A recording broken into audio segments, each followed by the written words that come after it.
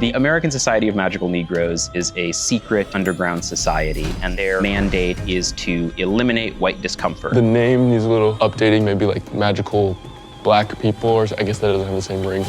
My name is Kobi Libii, and this is the origin story of the American Society of Magical Negroes. As a culture, I think we're pretty good at telling stories about overt racism. Slavery stories, legal discrimination, because they're visual, but the more common microaggressions are incredibly hard to pin down. So the fact that you have it is proof that you deserve it. Kinda.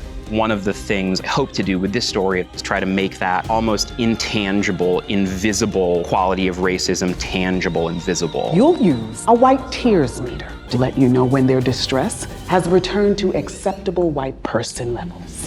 My inspiration for the story, it all starts with the magical Negro trope. It's a black character who doesn't have his or her own internal life. They're only there to support the white protagonist. And I was always sort of agitated by them. And the original inspiration for this film is just trying to respond to that trope. Being a magical Negro isn't just about magic.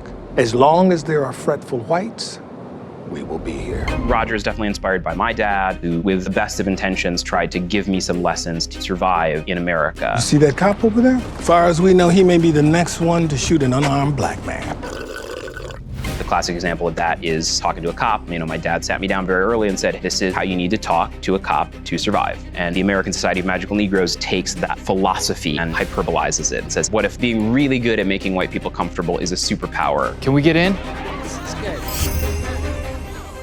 Actually, yeah. Thinking about white people as well, there is a real shame in feeling accused of racism. I'm not racist. Oh, no, that's not what I'm saying. I was just trying to tell you how I felt. I think the best thing is to normalize that feeling, because racism is very common, and I would say it's not the crime, it's the cover-up, right? You're not a bad person. Oh, not at all. Right, yeah, no. To use laughter as a way to look at some of the things that are broken about America without turning away, to me, that's part of the function of humor. What's the most dangerous animal on the planet?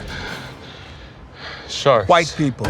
I think the most challenging part of filmmaking is being incredibly honest with yourself. For me as a black person to raise my hand and say, I feel like I over-accommodated white people for my whole life is incredibly embarrassing. Watching you walk through a room full of white people is the most painful thing I've ever seen. Humor is what makes it bearable for me to say that out loud. And hopefully, if other black people have experienced things like this, will make it possible for them to look at those behaviors in themselves and even laugh at those things. You remember that white guy that just passed us? Yeah. You're blocking his way. I'm so sorry. At the end of the day, it's a story about a guy who has trouble speaking up for himself, who learns to speak up for himself. And I think that's a pretty universal story.